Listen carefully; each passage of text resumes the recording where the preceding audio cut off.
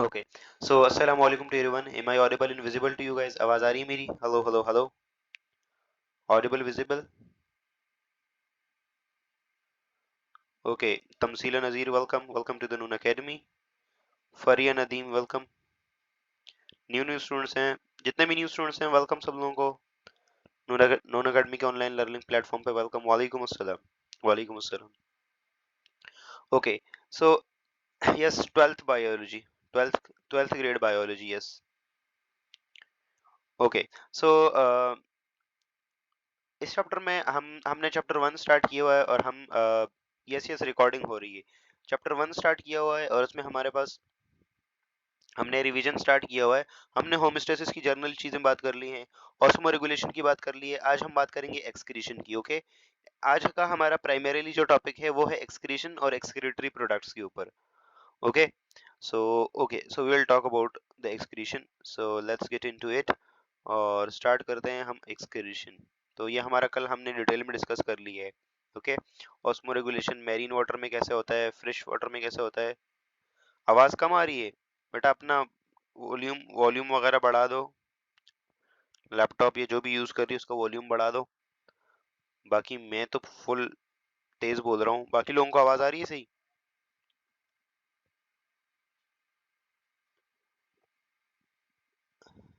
Okay. Okay, that's good. So first of all हमारे पास excretion क्या होती है. ओके. फर्स्ट ऑफ ऑल हमारे पास एक्सक्रीशन क्या होती है, हम एक्सक्रीशन की बात करेंगे. What is excretion. एक्सक्रीशन हमारे पास क्या होती है, तो the removal of harmful nitrogenous waste product. जो हार्मफुल नाइट्रोजनियस वेस्ट होता है ना, उसका रिमूवल हमारी बॉडी से, इसे हम एक्सक्रीशन कहते हैं. ठीक है. हमारी बॉडी में जो टॉक्सिक अमोनिया, यूरिया और यूरिक एसिड बन रहा होता है, तो उस वेस्ट को रिमूव करने के लिए हम क्या करवाते हैं, एक्सक्रीशन करती है, एक्सक्रीशन परफॉर्म करती है हमारी बॉडी.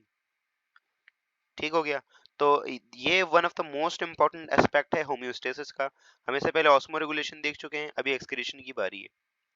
तो अगर एक्सक्रीशन की बात करें, तो एक्सक्रीशन से पहले हमें देखना है ना एक्सक्रीटरी प्रोडक्ट्स क्या होते हैं. ठीक है. तो एक्सक्रीटरी प्रोडक्ट्स मेजॉरिटी टाइम पे नाइट्रोजन कंटेनिंग प्रोडक्ट्स होते हैं, तो इसलिए हम इसको ना मेजॉरिटी टाइम पे नाइट्रोजनियस वेस्ट भी कहते हैं. ठीक हो गया. इसमें हमारे पास अमोनिया है, यूरिया है, यूरिक एसिड वगैरह है. ठीक हो गया. तो प्राइमरीली व्हाट इज एक्सक्रीशन, तो the removal of harmful nitrogenous waste is called excretion. और ये नाइट्रोजनियस वेस्ट बनता क्यों है, ये जो नाइट्रोजनियस वेस्ट होता है, यूरिया, यूरिक एसिड, क्रेटिनिन, ये सारे ये बनते क्यों हैं.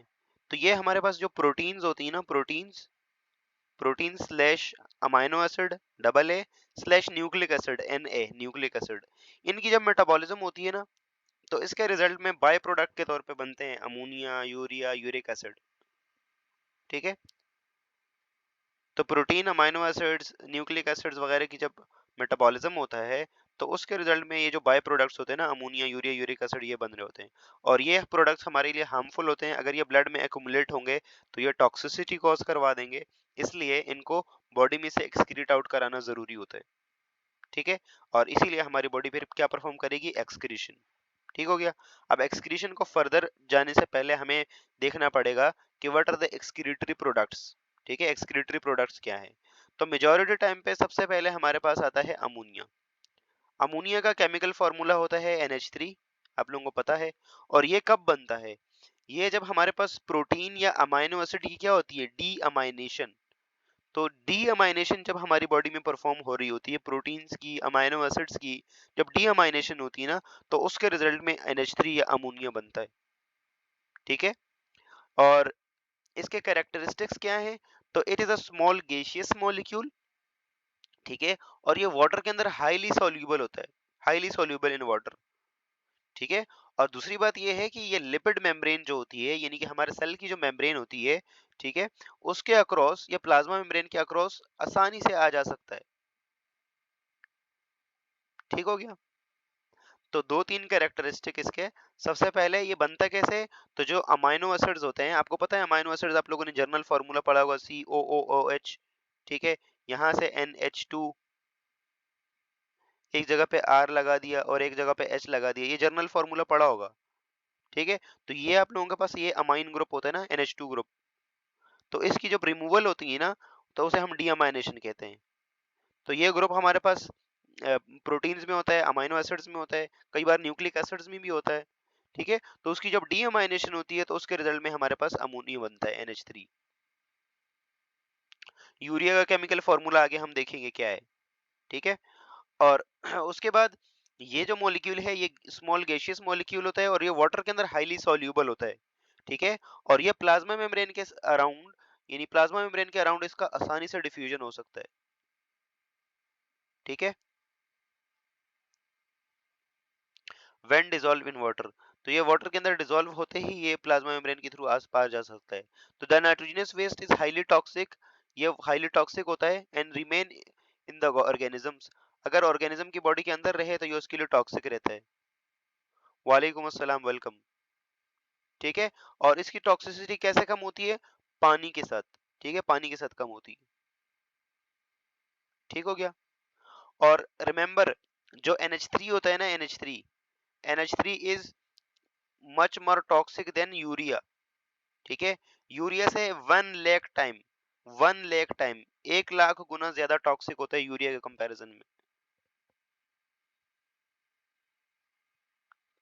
ठीक हो गया, यहां तक क्लियर है सब लोगों को?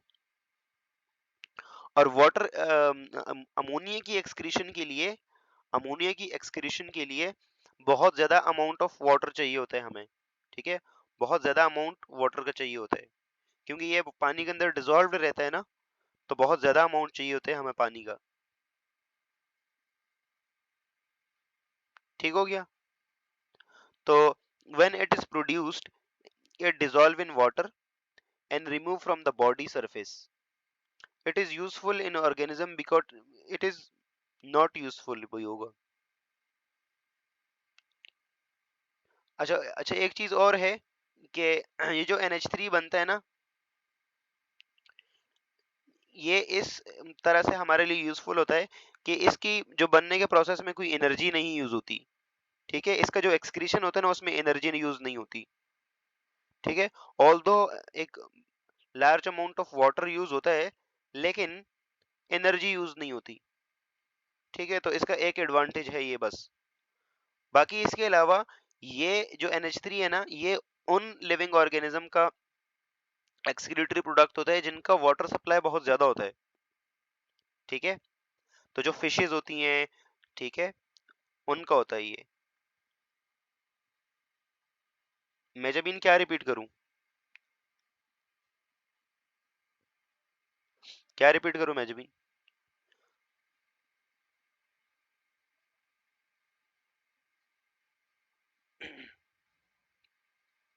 ओके।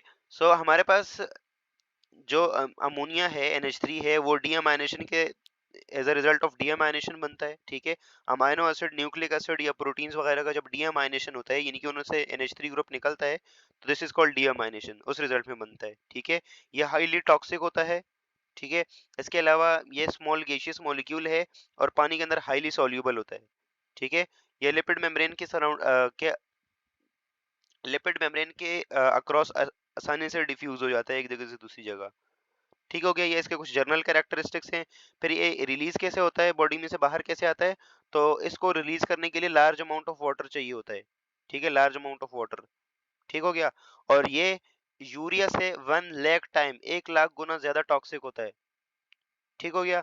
और ये उन लिविंग ऑर्गेनिज्म का एक्सक्रीटरी प्रोडक्ट होता है जिनके अंदर क्या होता है, ये उन लिविंग ऑर्गेनिज्म का एक्सक्रीटरी प्रोडक्ट होता है जिनके अंदर, यस, जिनके अंदर पानी की सप्लाई बहुत ज्यादा होती है। तो जो फिशेज होती हैं, फ्रेश वाटर की फिशेज, ठीक है, या जितने भी सॉफ्ट बॉडीड इनवर्टिब्रेट्स हैं उनका। ठीक है। और जो छोटे छोटे ऑर्गेनिजम्स हैं जिनका सॉफ्ट बॉडी है, तो उनकी जर्नल बॉडी सरफेस से अमोनिया डिफ्यूज आउट होके बाहर आ जाता है, क्योंकि डिफ्यूजिबिलिटी इसकी बहुत अच्छी है, बहुत अच्छे से डिफ्यूज हो जाता है। ठीक है। बाकी लिविंग ऑर्गेनिज्म में तो किडनीज हैं, किडनीज उसको यूरिन में कन्वर्ट करके बॉडी से बाहर निकाल देती हैं। ठीक हो गया। यहाँ पूरा लिखा हुआ है, in soft bodied invertebrate the entire body surface is involve in the removal of ammonia from the body.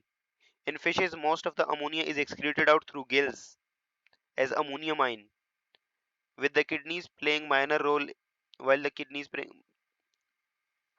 ये सॉफ्ट बॉडी के जो इनवर्टिब्रेट्स होते हैं ना पानी के अंदर, उनका एक्सक्रीटरी प्रोडक्ट यही होता है। वाटर के अंदर जितनी भी वो है ना, उनका एक्सक्रीटरी प्रोडक्ट मेजोरिटी तो टाइम पे यही होता है, क्योंकि वहाँ पानी की सप्लाई बहुत अच्छा है। तो वो अपनी जर्नल बॉडी सरफेस के थ्रू इसको बॉडी से बाहर निकालते हैं। फिशेस गिल से इसको निकालते हैं बाहर एज ए अमोनियम आयन की फॉर्म में। ठीक है, किडनीज बहुत कम रोल प्ले करते हैं इसके अंदर। ठीक हो गया, यहाँ तक क्लियर है? वो लिविंग ऑर्गेनिज्म जो जो अमोनिया रिलीज करते हैं एज ए एक्सक्रीटरी प्रोडक्ट ना, उन्हें हम अमोनोटैलिक एनिमल्स कहते हैं, अमोनोटैलिक। ठीक है, अमोनोटैलिक। ठीक हो गया? तो लिविंग ऑर्गेनिजम्स को हम एक्सक्रीटरी प्रोडक्ट के बेसिस पे डिवाइड कर सकते हैं। यहाँ पे किसी ने क्वेश्चन पूछा था कि जब NH3 हमारी बॉडी में बढ़ जाता है तो देन कॉमा में चले जाते हैं। तो देखो NH3 जो है वो ऐसा मॉलिक्यूल है, इसकी डिफ्यूजिबिलिटी बहुत ज्यादा अच्छी है ना, तो ये ब्लड में से BBB ब्लड ब्रेन बैरियर को पार करके ब्रेन में अकोमुलेट होना स्टार्ट हो जाता है। ठीक है, और ब्रेन फिर हम अनकॉन्शियस हो जाते हैं एंड देन कॉमा। ठीक है, गॉट इट? ओके, उसके बाद है हमारे पास यूरिया। यूरिया केमिकल फॉर्मूला होता है ये, आप लोगों ने ये अभी चैप्टर नंबर केमिस्ट्री के अंदर पढ़ा भी होगा। ठीक है, पहला ऑर्गेनिक कंपाउंड जो लैब में सिंथेसाइज किया गया, NH2 बाकी इसमें से फॉर्मूला बना लो आप लोग। ठीक है,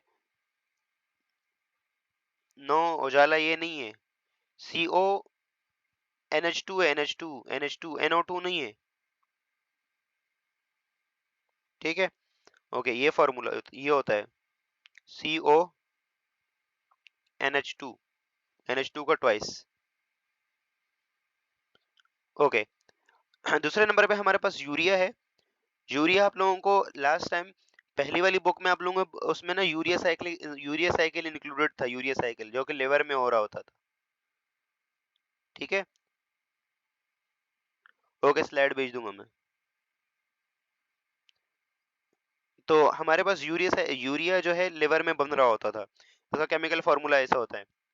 ठीक है, तो वो एनिमल्स जिनके पास ना मॉडरेट सप्लाई होती है वाटर की, ना बहुत ज्यादा ना बहुत कम, उनका मेजोरिटी टाइम पे जो एक्सक्रीटरी प्रोडक्ट होता है ना वो यूरिया होता है।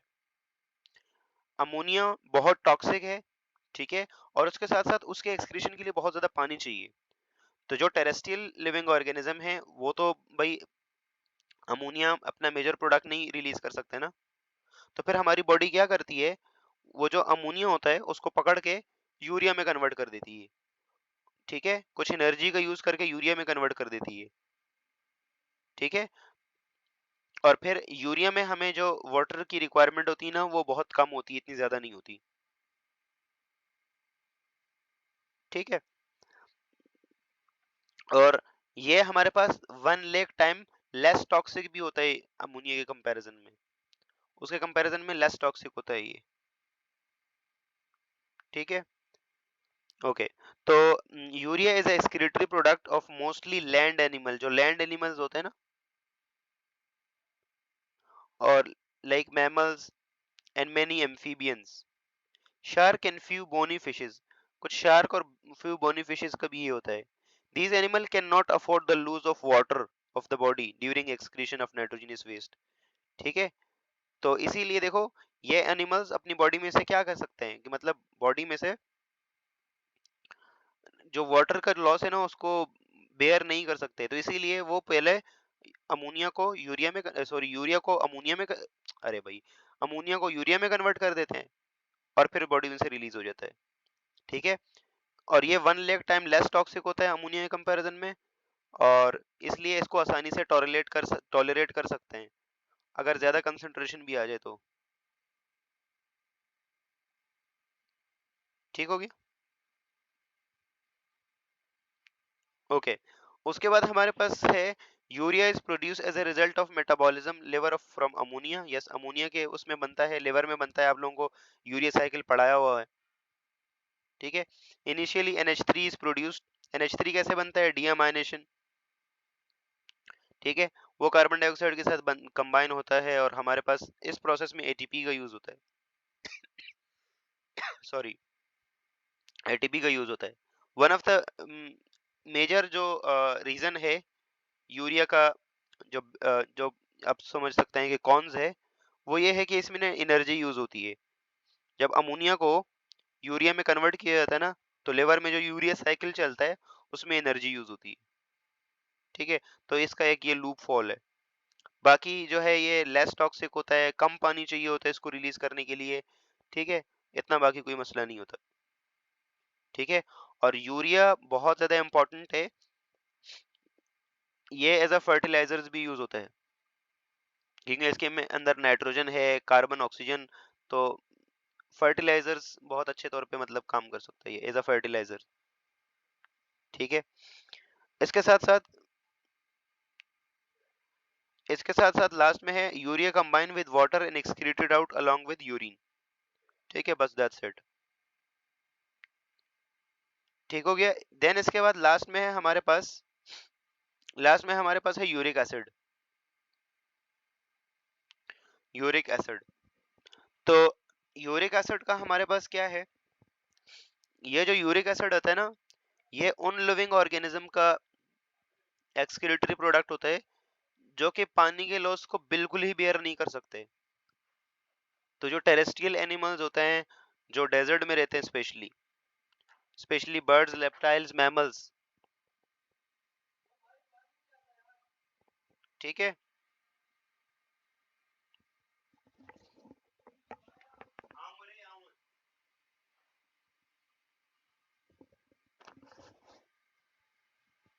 ओके, सो हमारे पास, यस, जो यूरिक एसिड है ये उन लिविंग ऑर्गेनिजम्स का एक्सक्रीटरी प्रोडक्ट होता है जिनके अंदर क्या होता है, जिनके अंदर जो कि पानी के रिलीज को बिल्कुल भी बेयर नहीं कर सकते, जहां पे पानी बहुत कम होता है।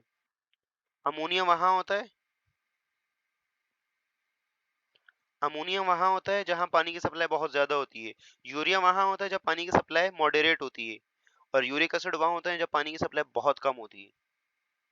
ठीक है, तो uric acid is excreted by terrestrial animals such as birds, ठीक है, many reptiles, insects, gastropods etcetera. ठीक है,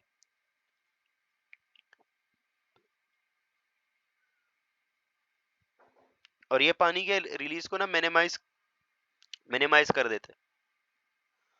ठीक है, ये इसका स्ट्रक्चर होता है, और ये काफी रिजेंबल करता है नाइट्रोजिनियस बेसिस के स्ट्रक्चर से, नाइट्रोजिनियस बेसिस के स्ट्रक्चर से काफी रिजेंबल करता है ये। ठीक है,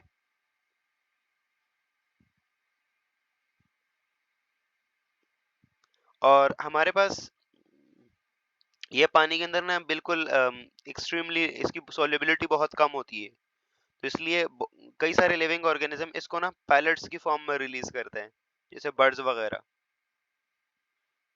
ठीक है, और ये सबसे ज्यादा लेस टॉक्सिक है, और इसको टॉलरेट करना भी इजी है। और इसके साथ साथ एक चीज है कि अगर ये जो यूरिक एसिड अगर बढ़ जाए, यूरिक एसिड प्राइमरीली जो बनता है ना वो न्यूक्लियो प्रोटीन्स और न्यूक्लिक एसिड के मेटाबॉलिज्म से बनता है। तो जो प्यूरिन्स प्यूरिन्स पायरिमिडीन्स ये सब होती है ना, इनके मेटाबॉलिज्म से ये बनता है। ठीक है, स्पेशली प्यूरिन्स, डबल रिंग है ना, तो प्यूरिन्स के मेटाबॉलिज्म से बनता है ये। ठीक है, और जब ये ब्लड के अंदर एक्सीड हो जाए ना लिमिट से, ठीक है, तो उस केस में फिर क्या होता है, ये ना सॉल्ट्स बनाने लगता है, क्रिस्टलाइज आउट हो जाता है। ठीक है, जिन्हें हम यूरेट्स कहते हैं, यूरेट्स। और ये यूरेट्स जाके जाके जॉइंट्स में एकुमुलेट हो सकते हैं, और ये हमारे पास अर्थराइटिस कॉज करवा सकते हैं, गाउटी अर्थराइटिस। ठीक है, तो डिफरेंट सोडियम के सॉल्ट बना लेता है ये सोडियम यूरेट्स, और वो सॉल्ट्स जो हैं वो आके क्रिस्टलाइज आउट हो जाते हैं।